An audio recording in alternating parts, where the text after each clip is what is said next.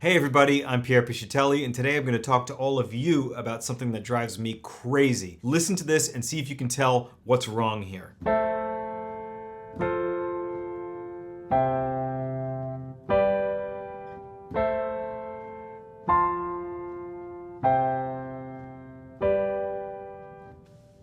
Aside from the fact that this chord progression is used in all of these songs, plus many more, I'm not here to critique the chord progression. It's very nice, it works well, and it's been ubiquitous for a pretty long time.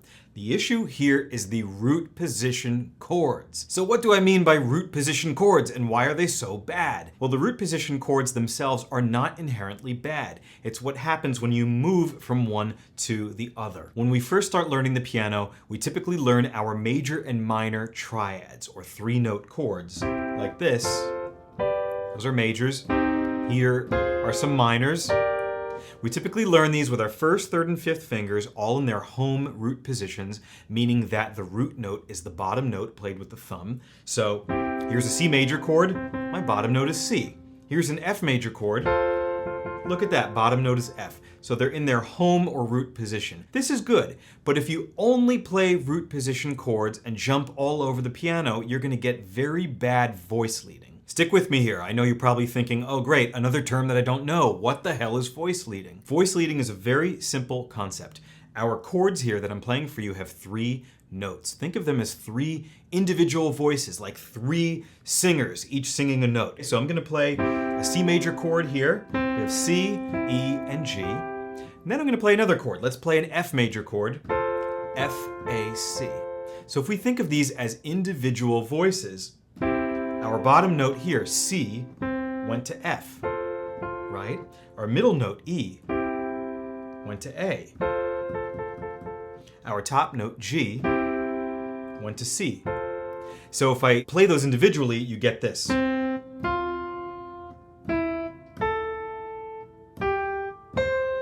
These are pretty big jumps. So ultimately, when you hear all three of these voices going up by four notes, or a perfect fourth, it's a little bit jarring. It's really not the smoothest way to get between these two chords. So what's the solution? What do we do to fix this bad voice leading caused by going from one root position chord to another several times in a row? Allow me to refresh your memories by playing the example that I played for you a few minutes ago of what poor voice leading caused by consecutive root position chords sounds like. So here we go.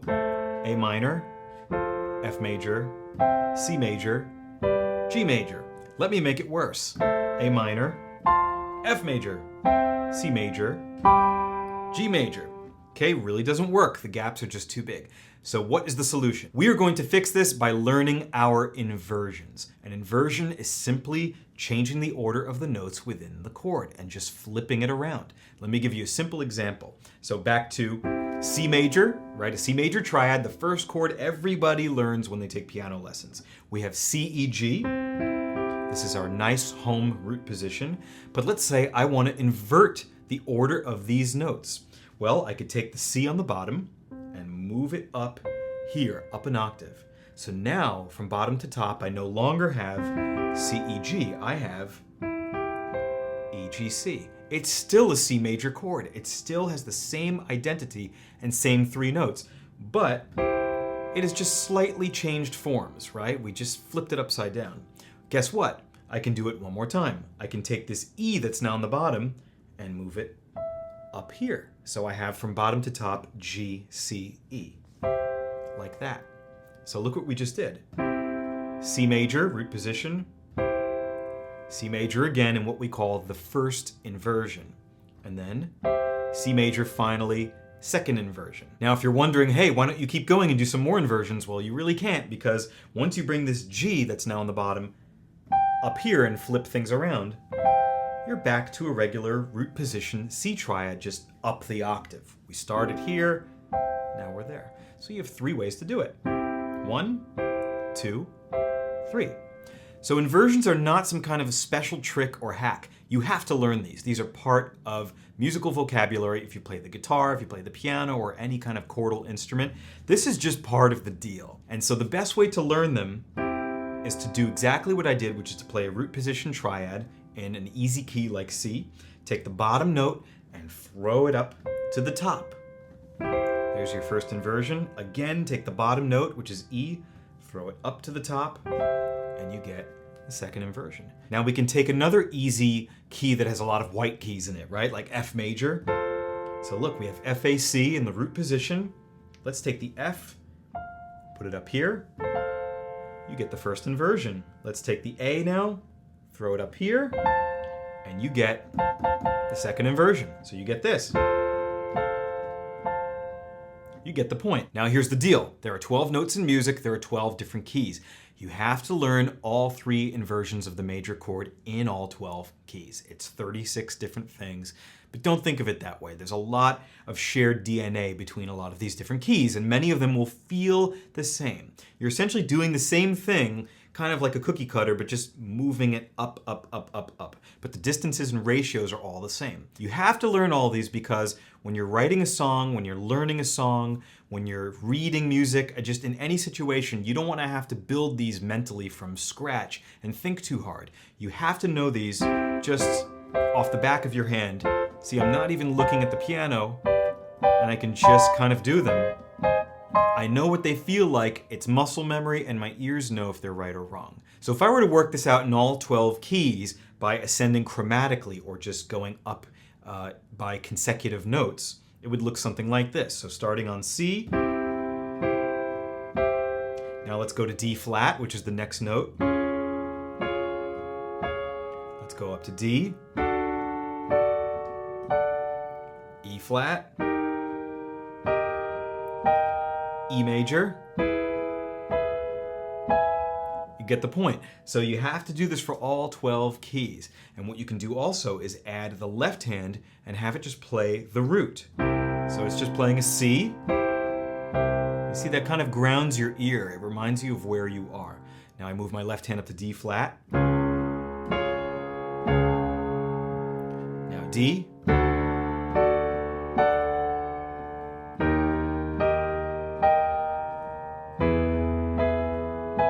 What I'm doing each time is exactly the same. It's just every note is going up by 1, by a half step. What makes that a little tough on the piano is the fact that we have black keys and white keys. They're different lengths, some are high, some are low, so it feels a little bit different in each key. Whereas on like the guitar, everything feels the same because all the frets are essentially the same. They just get a little bit closer together up the neck, but there are no black keys per se on the guitar in terms of feel. Now this is an exercise that should be spread out over time. You can do 1 key per day, and in about 12 days or a little under 2 weeks, you'll have this. I have had some students get it in 1 week, some get it instantly, some take a year, mostly because they're lazy, not because they're dumb. They just don't do the work. So it's gonna take as long as it takes. So what's the end result? What happens if you practice your inversions, thus developing the ability to play a 4-chord progression with better voice leading so that you're not jumping everywhere? It might be something like this. I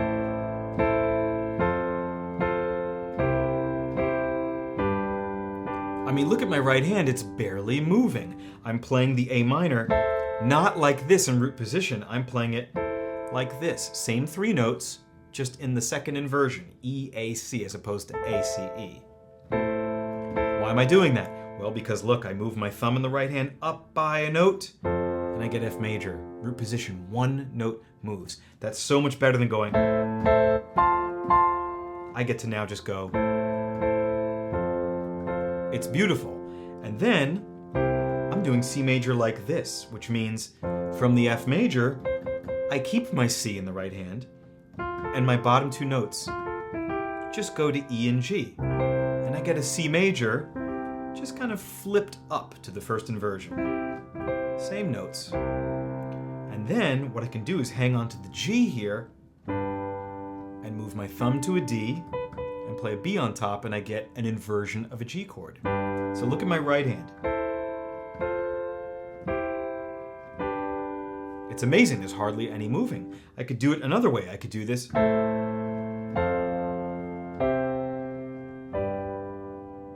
I could do this.